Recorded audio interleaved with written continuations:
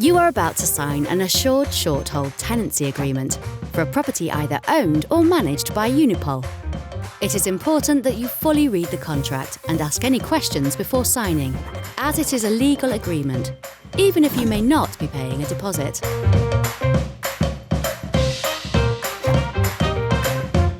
In order to complete the agreement, you will need your student ID and a way to pay a deposit if you are required to.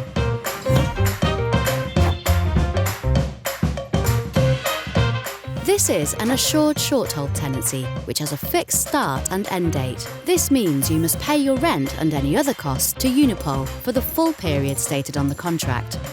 You cannot give notice to leave the contract early. You can end the contract by finding a replacement to take over your tenancy and pay an administration fee to Unipol. There are two types of tenancy. An individual tenancy, where only your name will appear on the contract and you do not have a legal obligation to pay any other person's rent. Or a joint tenancy, where more than one person is named on the contract and in the eyes of the law you are seen as one tenant.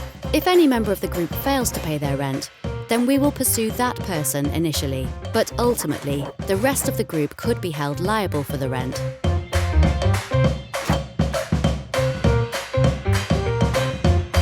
The contract shows how much the rent is and when the payments are due. We try to set payments close to student loan dates, but you must take responsibility for paying your rent when it is due. Some tenancies include things such as utilities, internet or a TV. Others have energy billed by Unipol. Make sure you check and understand what items are not included. If you are required to pay a deposit, the amount that Unipol will protect in the TDS is also shown.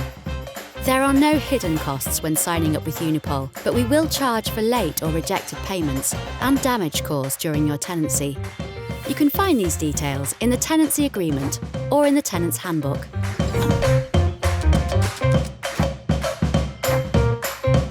If you are applying online, you will shortly be asked to set up your rent payments by direct debit, or if this is not possible, using a debit or credit card. Otherwise, we will send you information on how to set up your direct debit after the contract is signed. You can get a discount on your rent if you pay in one go at the start of your tenancy.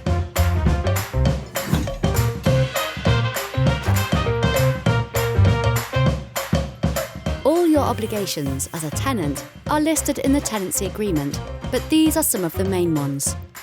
You are not allowed to redecorate, make any alterations, keep pets, cause a disturbance or annoyance to other people in the neighbourhood, add locks to any doors, smoke in any communal areas if you are on an individual tenancy. Read the smoking policy in your tenant's handbook for more information. And you do need to report repairs using an online repair form, in person or by phone. Heat the property adequately during cold times. Keep the drains flowing freely. Take responsibilities for the actions of your guests. Ensure the property is cleaned and all rubbish is removed on a regular basis.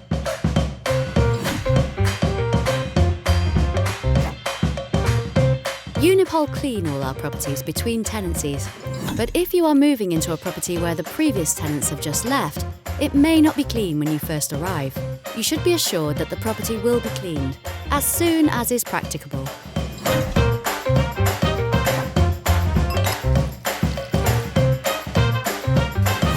If something is damaged accidentally, then you will be invoiced for having to repair or replace it.